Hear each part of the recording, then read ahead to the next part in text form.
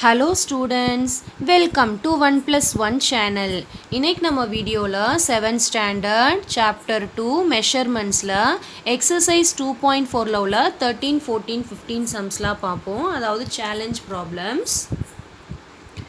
வீடியோக்குள்ள போறதுக்கு முன்னாடி நம்ம சேனலை சப்ஸ்கிரைப் பண்ணாதவங்க சப்ஸ்கிரைப் பண்ணி வச்சுக்கோங்க. கூடவே பெல் ஐக்கானை கிளிக் பண்ணிங்கன்னா ஆல் அப்படிங்கிற ஆப்ஷன் வரும். அதையும் செலக்ட் பண்ணி வச்சுக்கிட்டிங்கன்னா நான் போடுற ஒரு வீடியோவும் உங்களுக்கு நோட்டிஃபிகேஷனாக வரும். நீங்கள் மிஸ் பண்ணாமல் பார்க்க முடியும். வாங்க இப்போ நம்ம வீடியோக்குள்ளே போவோம். வீடியோ ஸ்கிப் பண்ணாமல் பாருங்கள். ஏன்னா மேக்ஸை ஸ்கிப் பண்ணிங்கன்னா உங்களுக்கு ஒன்றுமே புரியாமல் போகிறதுக்கான சான்சஸ் இருக்குது. 13th sum.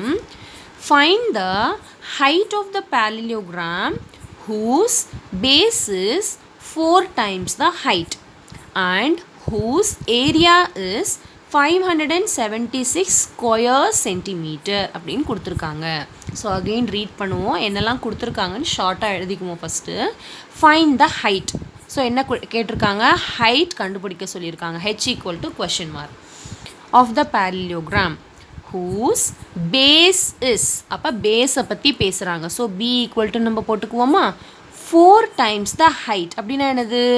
4 times அப்படின்னா என்னது? 4 into heightன்னு அர்த்தம். 4 times height and whose area கொடுத்துட்டாங்க. area is 576 square centimeter. Okay, இதுதான் கொஷனில் கொடுத்துருக்கிற டீட்டெயில்ஸ். ஓகே, b 4hன்னு கொடுத்துருக்காங்க, ஏரியா கொடுத்துட்டாங்க, ஹைட் நம்மளை கண்டுபிடிக்க சொல்லியிருக்காங்க. ஸோ எப்படி கண்டுபிடிக்கிறதுன்னு பாருங்கள். ஃபஸ்ட்டு ஒரு சின்ன க்ளூ கண்டுபிடிச்சிடலாம். அதாவது பேரலோகிராமோட ஏரியா கொடுத்துருக்காங்க, பேஸ் கொடுத்துருக்காங்க, ஹைட் கண்டுபிடிக்க சொல்லியிருக்காங்க. அப்போ என்ன ஃபார்முலா யூஸ் பண்ணலாம்? அதாவது ஏரியா = பேஸ் இன்ட்டு ஹைட், இல்லைனா ஹைட் தானே கண்டுபிடிக்க சொல்லியிருக்காங்க. So height = area by base, அந்த மாதிரி கூட யூஸ் பண்ணலாம். ஓகே, ஸோ நம்ம எப்போவுமே டைரெக்டாக ஏரியா ஃபார்முலா தான் யூஸ் பண்ணுவோம். So what is the area of a parallelogram which is equal to b into h square units. Okay, now area கொடுத்துட்டாங்களா? ஸோ ஏரியாவுக்கு கீழே நம்ம என்ன எழுதிக்கலாம்? 576ன்னு சப்ஸ்டிடியூட் பண்ணிக்கலாம். which is equal to b கொடுத்துருக்காங்களா? எஸ், 4hன்னு கொடுத்துருக்காங்க. ஸோ நம்ம அதை அப்படியே எழுதிக்குவோம். இந்த இன்ட்டு அப்படியே போட்டுக்குவோம். ஹைட் கொடுக்கல. ஸோ அந்த ஹைட்டை நான் அப்படியே எழுதிக்கிறேன். ஓகே, now இப்போது so 576 which is equal to 4 into height into height என்ன வரும்? இது ரெண்டு ஹைட் சேர்ந்தா ஹைட் ஸ்கொயர் மல்டிப்ளை பண்ணால் கரெக்டாக height into height height square. Okay, now so இப்போ இந்த 4 இந்த பக்கம் கொண்டு வந்துடலாமா? ஸோ என்னவா வரும்? டிவிஷனாக வரும். So 576 divided by 4 which is equal to h squared. நான் இது ரெண்டுத்தையும் கேன்சல் பண்ணிடலாமா 4 டேபிளில்? ஸோ 4 1s are 4, இங்கேயும் 4 1s are 4, பேலன்ஸ் 1 17 ஆகிடுச்சு. நெக்ஸ்ட் என்ன வரும்? 4 4s are 16, பேலன்ஸ் 1, ஸோ 16 ஆகிடுச்சு. 4 4s are 16. ஸோ என்ன வரும்? 144 which is equal to h square. Okay, now நம்மளுக்கு h square வேண்டாம், h தான் வேணும். ஸோ என்ன பண்ணணும்னா நம்ம ஸ்கொயர் ரூட் கண்டுபிடிக்கணும். ஸோ ஸ்கொயர் ரூட்லாம் நீங்கள் 8th ஸ்டாண்டர்டில் படிப்பீங்க.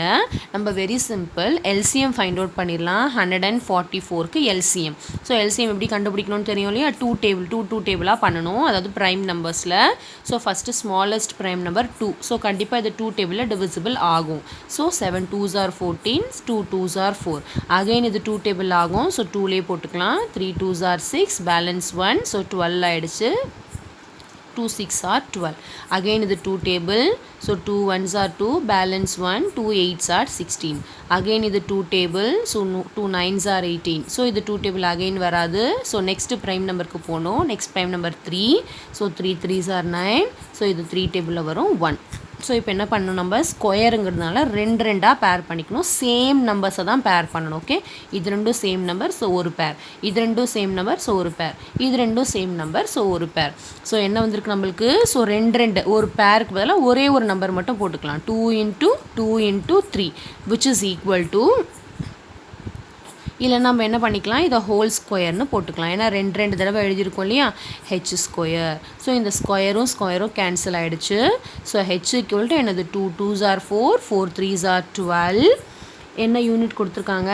சென்டிமீட்டர். ஸோ நம்ம ஹைட் கண்டுபிடிச்சிட்டோம். ஓகே, இப்போ பாருங்கள், இந்த ஸ்டெப் உங்களுக்கு புரியலன்னா நீங்கள் என்ன எழுதலான்னா, இதுக்கு பதிலாக நான் சொல்கிறேன் பாருங்கள். இதுக்கு பதிலாக இந்த ஸ்டெப் எப்படி வந்துச்சுன்னு நான் சொல்கிறேன் பாருங்கள். இங்கே எழுதுகிறேன். அதாவது இங்கே பாருங்கள், 2 அதாவது 2 சேம் நம்பரை பேர் பண்ணியிருக்கீங்க. நீங்கள் என்ன எழுதிக்கலாம்? ஒரு நம்பரை எழுதிக்கலாம். 2 × 2 × 3 which is equal to h அப்படின்னு எழுதிக்கலாம். இது எப்படி வந்துச்சுன்னா வெரி சிம்பிள். இங்கே பாருங்கள், ஃபஸ்ட் நான் கொடுத்துருக்குது எல்லாத்தையுமே அப்படியே எழுதிக்கலாம். எத்தனை 2 இருக்குது? 4 2 இருக்கா? நெக்ஸ்ட்டு 2 3 இருக்கா? which is equal to h square. Okay, இப்போது நம்ம என்ன பண்ணலான்னா, இது வந்து 2 2வாக பேர் பண்ணிக்கலாம். 2 2வாக பேர் பண்ணியிருக்கேன் பாருங்கள், சேம் நம்பரை. அப்படின்னா என்ன வரும்? 2 square × 2 square × 3 square which is equal to h ஸ்கொயர்னு அர்த்தம். இந்த ஸ்கொயர்லாம் தான் கேன்சல் ஆனதுனால தான் இது இப்படி வந்திருக்கு, h equal to 2 × 2 × 3. இல்லை எனக்கு இந்த ஸ்கொயரே புரியல அப்படின்னா நீங்கள் இன்னொன்று பண்ணிக்கலாம். என்ன பண்ணலான்னா, இங்கே பாருங்கள், இந்த ஸ்டெப்புக்கு அப்புறம் நான் சொல்கிறேன். ஹெச் ஸ்கொயர்னு எழுதாமல் எப்படி பண்ணிக்கலான்னு பாருங்கள். அதாவது 576 which is equal to 4 × h × h அப்படியே வச்சுக்கலாம். ஓகே, நான் இந்த 4 இந்த பக்கம் வந்துருச்சா? Next so 576/4 which is equal to h × h அப்படியே வச்சுக்கலாம். ஸோ கேன்சல் பண்ணால் 144 வந்துச்சா? which is equal to h × h. இப்போது இது இந்த 144 எப்படி நீங்கள் பிரிக்கணும்னா, அதாவது சேம் 2 நம்பரை மல்டிப்ளை பண்ணால் இந்த 144 வரும். சேம் நம்பரை 2 டைம்ஸ் மல்டிப்ளை பண்ணணும். ஏன்னா இங்கே 2 இருக்குல்லையே, அதனால். இப்போ எந்த 2 நம்பரை சேம் மல்டிப்ளை பண்ணால் வரும்? 12 12s are 144. So h × h. Okay, ரெண்டுமே சேமாக இருக்கா? ஸோ இந்த நேரத்தில் என்ன பண்ணணும்னா, ஒரே ஒரு h எடுத்து 12 சென்டிமீட்டர்னு எழுதிக்கணும். ஓகே, இது வந்து சின்ன நம்பர் இருக்கிறதுனால இது ஈஸியாக வந்துருச்சு. இதுவே பெரிய பெரிய நம்பர்லாம் நீங்கள் இந்த மாதிரி போட்டால் தான் ஈஸியாக வரும். ஓகே, இது வந்து ரொம்ப சிம்பிள் தான். நீங்கள் எல்சிஎம் எடுத்துகிட்டு சேம் நம்பரை 2 பேர் பண்ணிவிட்டு என்ன பண்ணணுன்னா, h ஈக்குவல்ட்டுன்னு போட்டுட்டு, இந்த ஸ்கொயர் கூட நீங்கள் போடலன்னா பரவாயில்ல, இங்கே இந்த ஸ்டெப்புக்கு அப்புறம் h ஈக்குவல்ட்டுன்னு போட்டுட்டு டேரெக்டாக இந்த ஸ்டெப்பை எழுதிடுங்க. ஓகே, h ஈக்குவல்ட்டுன்னு போட்டுட்டு இந்த 2 நம்பருக்கு ஒரு நம்பர் எழுதுங்க, இந்த 2 நம்பருக்கு ஒரு நம்பர் எழுதுங்க, இந்த 2 நம்பருக்கு ஒரு நம்பர் எழுதுங்க. Okay, very simple. அப்படி கூட நீங்கள் போட்டுக்கலாம். ஓகே, ஸ்கொயர் ரூட்லாம் நீங்கள் நெக்ஸ்ட் 8th ஸ்டாண்டர்டில் எக்ஸ்பிளைன் ப்ரீஃபாக படிக்கலாம். ஓகே, நெக்ஸ்ட் சம் போகலாம். நம்ம 14th sum. The table top is in the shape of trapezium.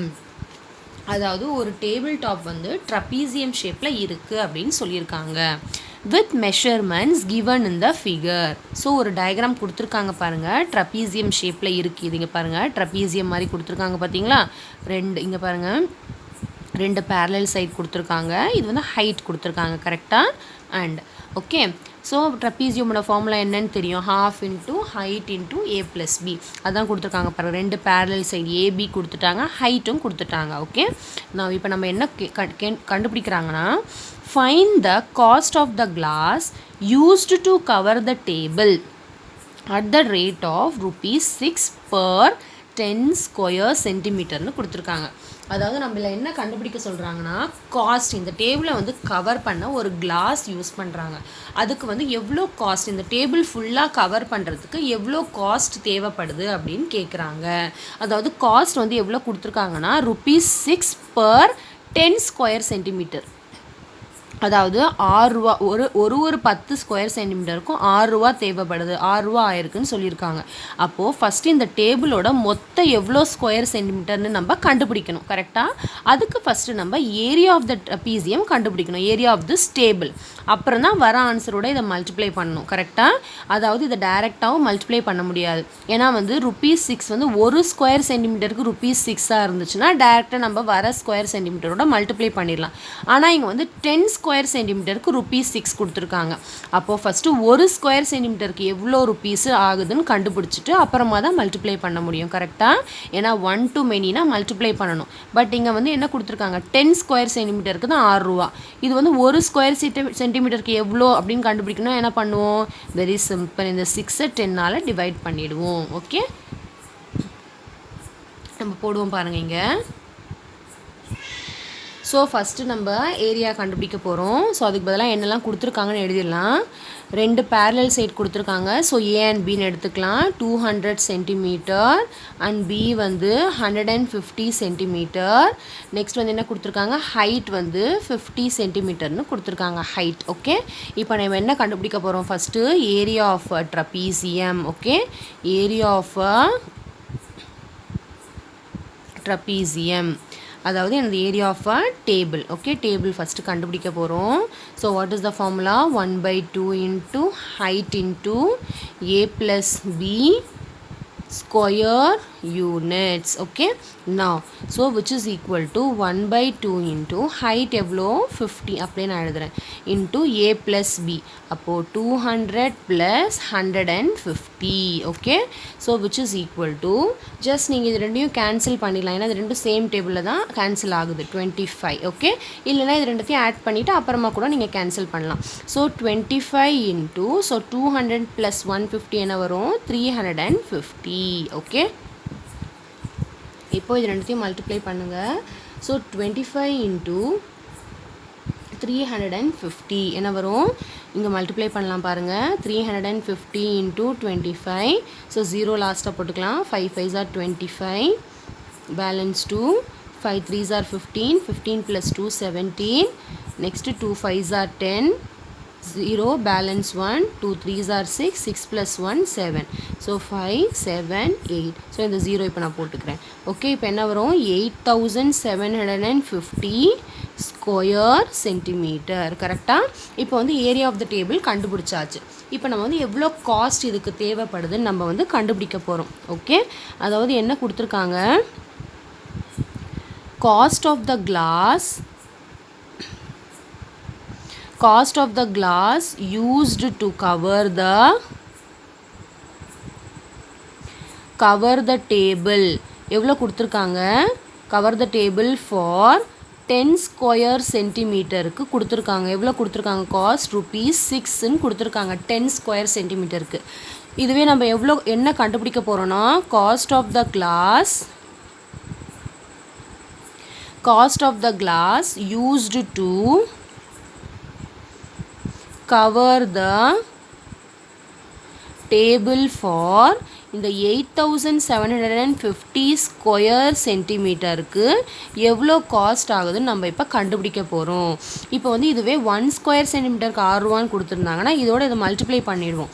இப்போ நம்ம என்ன பண்ணணும்னா, அதாவது 8750 இன்ட்டு 6ஓட மல்டிப்ளை பண்ணிவிட்டு டிவைடட் பை 10 பண்ணிடலாமா, புரியும்னு நினைக்கிறவங்களுக்கு. இல்லைனா நீங்கள் தனியாக 6 டிவைடட் பை 10 பண்ணிவிட்டு அப்புறம் இதோட மல்டிப்ளை பண்ணிக்கலாம். ஏன்னா இது வந்து 6 டிவைடட் பை 10 பண்ணால் 1 ஸ்கொயர் சென்டிமீட்டருக்கு எவ்வளோன்னு கண்டுபிடிச்சிடலாம் இல்லையா, அப்புறம் இதோட மல்டிப்ளை பண்ணிக்கலாம். ஓகே, நீங்கள் இப்படி கூட பண்ணிக்கலாம்.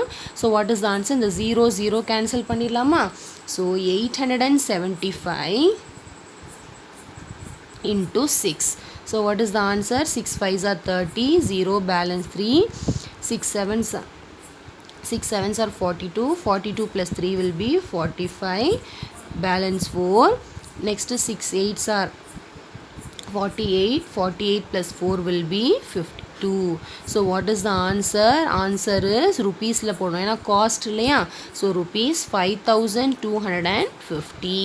Okay, so next sum, next 15th sum.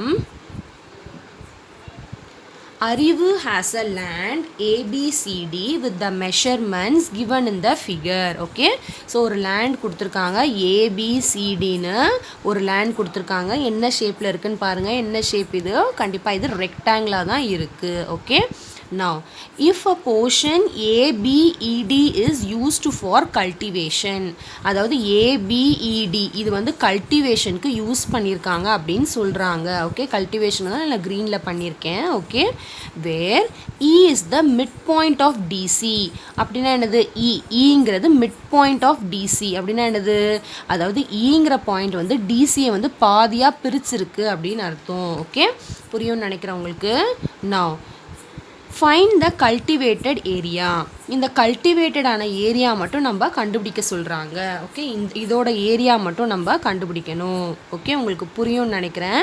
So இது வந்து ஒரு ரெக்டாங்கிள் இருக்கிறதுனால இது 18 மீட்டர்னால் இந்த சைடும் வந்து 18 மீட்டர் கரெக்டாக. இப்போ இது 24 மீட்டர்னால் இது ஃபுல்லாகவும் 24 மீட்டர் தான். அதாவது இது ஃபுல்லாக வந்து 24 மீட்டர். உங்களுக்கு புரியும்னு நினைக்கிறேன். இப்போ வந்து கல்டிவேட்டட் ஏரியா, அதாவது ஏரியா ஆஃப் ஏபிஇடி மட்டும் கண்டுபிடிக்கணும். இது தேவையில்லை, இது மட்டும் கண்டுபிடிக்கணும். ஸோ இதை பார்த்தாலே உங்களுக்கு தெரியும் என்ன ஷேப்பில் இருக்குன்னு. கண்டிப்பாக இது என்ன ஷேப்? எஸ், ட்ரப்பீசியம் ஷேப்பில் இருக்குது. So what is the area of trapezium? half into height into a plus b. Okay, இப்போ ஹைட் கொடுத்துருக்காங்களா 18 மீட்டர், ஏ கொடுத்துருக்காங்களா 24 மீட்டர், இதுதான் பி இல்லையா? இதுதான் பி. இது எப்படி கண்டுபிடிக்கிறது? இதுலேருந்து இதுதான் டிஇ தான் பி. எப்படி கண்டுபிடிக்கிறதுன்னு பாருங்கள். எஸ், இது ஃபுல்லாக 24 மீட்டர் கரெக்டாக. இ வந்து மிட் பாயிண்ட்டுன்னு சொல்லிட்டாங்க. அப்படின்னா எனது மிட் பாயிண்ட்னா இது ரெண்டுத்தையும் வந்து பாதியாக நடுவில் பிரிக்குதுன்னு அர்த்தம்.